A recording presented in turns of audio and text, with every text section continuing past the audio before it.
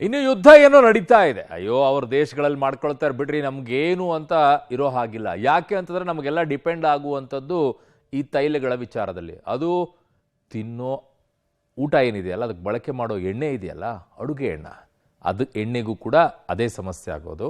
ಅದರ ಜೊತೆಗೆ ಗಾಡಿಗೆ ಪೆಟ್ರೋಲ್ ಹಾಕೊಂಡು ಓಡಾಡಬೇಕಲ್ಲ, ಡೀಸೆಲು, ಅದಕ್ಕೂ ಅದೇ ಸಮಸ್ಯೆ ಆಗೋದು. ಬರೀ ಪೆಟ್ರೋಲ್ ಡೀಸೆಲ್ ಆದರೆ ಸಮಸ್ಯೆ ಇರ್ತಿರಲಿಲ್ಲ. ಡೀಸೆಲ್ ಏರಿಕೆ ಆದ ತಕ್ಷಣ ಏನಾಗುತ್ತೆ, ಅದಕ್ಕೆ ಸಂಬಂಧಪಟ್ಟಂಥ ಲಾರಿಗಳು ಜಾಸ್ತಿ, ನೀವು ಬಳಕೆ ಮಾಡುವಂಥ ವಸ್ತುಗಳು ಜಾಸ್ತಿ, ಎಲ್ಲವೂ ಕೂಡ ಏರಿಕೆ ಆಗ್ತಾ ಹೋಗುತ್ತೆ. ಹೇಗೆ, ಯಾವ ರೀತಿಯಾಗಿ, ಸ್ಟೋರಿ ನೋಡಿ. ಇರಾನ್ ಇಸ್ರೇಲ್ ಮಧ್ಯೆ ಯುದ್ಧಾತಂಕ. ಅಲ್ಲಿ ಯುದ್ಧ, ಇಲ್ಲಿ ಟೆನ್ಷನ್ ಟೆನ್ಷನ್. ಮುಂದೆ ಪೆಟ್ರೋಲ್ ಡೀಸೆಲ್ ದುಬಾರಿ ಸಾಧ್ಯತೆ. ಇರಾನ್ ಇಸ್ರೇಲ್ ಮಧ್ಯೆ ಸಂಘರ್ಷ ಜೋರಾಗಿದೆ. ಅಲ್ಲಿ ಯುದ್ಧವಾದ್ರೆ ಇಲ್ಲಿ ಟೆನ್ಷನ್ ಶುರುವಾಗಿದೆ. ಎರಡು ದೇಶಗಳ ಮಧ್ಯೆ ಸಂಘರ್ಷ ಸುದೀರ್ಘವಾದ್ರೆ ಭಾರತಕ್ಕೆ ಹೆಚ್ಚು ಹೊಡೆತ ಬೀಳಲಿದೆ. 80% ಕಚ್ಚಾ ತೈಲವನ್ನ ಭಾರತ ಆಮದು ಮಾಡಿಕೊಳ್ತಿದ್ದು, ಹರ್ಮುಜ್ ಜಲಸಂಧಿ ಬಂದ್ ಆದ್ರೆ ಭಾರತಕ್ಕೆ ಆಮದು ರಫ್ತು ಎರಡರಲ್ಲೂ ಕೂಡ ನಷ್ಟ ಉಂಟಾಗಲಿದೆ.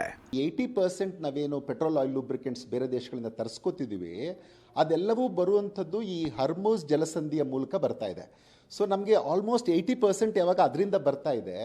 ಈಗ ಇರಾನ್ ಏನು ಹೇಳ್ತಾ ಇದೆ ಅಂದರೆ, ನಾವು ಇದನ್ನು ಕ್ಲೋಸ್ ಮಾಡ್ತೀವಿ ಅಂತ. ಇದು ತುಂಬ ಒಂದು ಈ ಜಲಸಂಧಿ ವೆರಿ ನ್ಯಾರೋ ಸ್ಟ್ರೆಚ್ ಇದೆ. ನಿಮಗೆ ಕೆಲವು ಕಡೆ ಕೇವಲ 31 ಮೈಲಿ ದೂರದಲ್ಲಿದೆ. ಅಂದರೆ ಇದು ನಾರ್ತಲ್ಲಿ ಇರಾನ್ನ ಕನೆಕ್ಟ್ ಮಾಡುತ್ತೆ, ಒಂದು ಕಡೆಗೆ ಅರಬ್ನ ಕನೆಕ್ಟ್ ಮಾಡುತ್ತೆ. ಭಾರತ ಬೇರೆ ದೇಶಗಳ ಮೇಲೆ ಏನು ರಫ್ತು ಮಾಡುತ್ತಲ್ಲ, ಅದು ಕೂಡ ಇದೇ ಜಲಸಂಧಿಯ ಮೂಲಕ ಹೋಗ್ತಾ ಇತ್ತು. ಎಸ್ಪೆಷಲಿ ಯುರೋಪ್ಗೆ ಹೋಗುವ ಏನೇನಿದೆ ಅದೆಲ್ಲವೂ ಅದ್ರ ಮೂಲಕ ಹೋಗ್ತಾ ಇತ್ತು. ಕಚ್ಚಾ ತೈಲದ ಬೆಲೆ 14% ದುಬಾರಿ. ಪ್ರತಿ ಬ್ಯಾರೆಲ್ 20% ದುಬಾರಿ ಸಾಧ್ಯತೆ. ಭಾರತಕ್ಕೆ ಪೆಟ್ರೋಲ್ ಶಾಕ್. ಇಸ್ರೇಲ್ ಇರಾನ್ ಸಂಘರ್ಷದಿಂದ ಭಾರತಕ್ಕೆ ಆಘಾತ. ಕಚ್ಚಾ ತೈಲದ ಬೆಲೆ 14% ಏರಿಕೆ. ಭಾರತಕ್ಕೆ ಪ್ರತಿನಿತ್ಯ 39 ಲಕ್ಷ ಬ್ಯಾರೆಲ್ ಅಗತ್ಯ. 80% ಕಚ್ಚಾ ತೈಲ ಆಮದು ಮಾಡಿಕೊಳ್ಳುವ ಭಾರತ. ಸದ್ಯದಲ್ಲಿಯೇ ಪ್ರತಿ ಬ್ಯಾರೆಲ್ ತೈಲ 20% ಏರಿಕೆ ಸಾಧ್ಯತೆ. ಇನ್ನು ಭಾರತಕ್ಕೆ ಯುದ್ಧ ಪೀಡಿತ ಇರಾನ್ ಮತ್ತು ಇಸ್ರೇಲ್ನಿಂದ ಏನೆಲ್ಲ ಆಮದಾಗುತ್ತೆ, ಯಾವುದರ ಮೇಲೆ ಹೊಡೆತ ಬೀಳಬಹುದು ಅನ್ನೋದನ್ನ ತೋರಿಸ್ತೀವಿ ನೋಡಿ.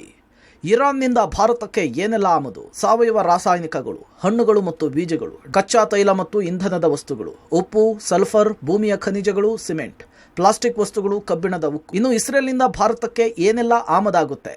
ಎಲೆಕ್ಟ್ರಾನಿಕ್ ಉಪಕರಣ, ಆಯುಧಗಳು, ಬಾಯ್ಲರ್ಗಳು, ಆಪ್ಟಿಕಲ್, ತಾಂತ್ರಿಕ ಮತ್ತು ವೈದ್ಯಕೀಯ ಉಪಕರಣಗಳು, ರಸಗೊಬ್ಬರ ಯಂತ್ರಗಳು, ಪರಮಾಣು ರಿಯಾಕ್ಟರ್ಗಳು, ಅಲ್ಯೂಮಿನಿಯಂ, ವಿವಿಧ ರಾಸಾಯನಿಕ ಉತ್ಪನ್ನಗಳು, ಮುತ್ತುಗಳು, ವಿಶೇಷ ಕಲ್ಲುಗಳು, ಲೋಹಗಳು, ನಾಣ್ಯಗಳು, ಸಾವಯವ ರಾಸಾಯನಿಕಗಳು, ಮೂಲ ಲೋಹಗಳಿಂದ ಮಾಡಿದ ಸಾಧನಗಳು ಭಾರತಕ್ಕೆ ಆಮದಾಗುತ್ತೆ. ಇರಾನ್ ಇಸ್ರೇಲ್ ನಡುವೆ ವಾರ್ ಎಫೆಕ್ಟ್. ತೈಲ ಮಾರುಕಟ್ಟೆಯಲ್ಲಿ ಅಲ್ಲೋಲ ಕಲ್ಲೋಲ. ರಾಜ್ಯದಲ್ಲಿ ಅಡುಗೆ ಎಣ್ಣೆ ಬೆಲೆ ಏರಿಕೆ. ಲೀಟರ್ಗೆ 3 ರಿಂದ 4 ರೂಪಾಯಿಗೆ ಹೆಚ್ಚಳ. ಇಸ್ರೇಲ್ ಮತ್ತು ಇರಾನ್ ನಡುವಿನ ಉದ್ವಿಗ್ನತೆ ಕ್ಷಣದಿಂದ ಕ್ಷಣಕ್ಕೆ ತಾರಕಕ್ಕೇರ್ತಿದೆ. ಎರಡೂ ದೇಶಗಳು ಜಿದ್ದಿಗೆ ಬಿದ್ದವರಂತೆ ಪರಸ್ಪರ ಕ್ಷಿಪಣಿ ದಾಳಿಗಳನ್ನು ನಡೆಸ್ತಾ ಇವೆ.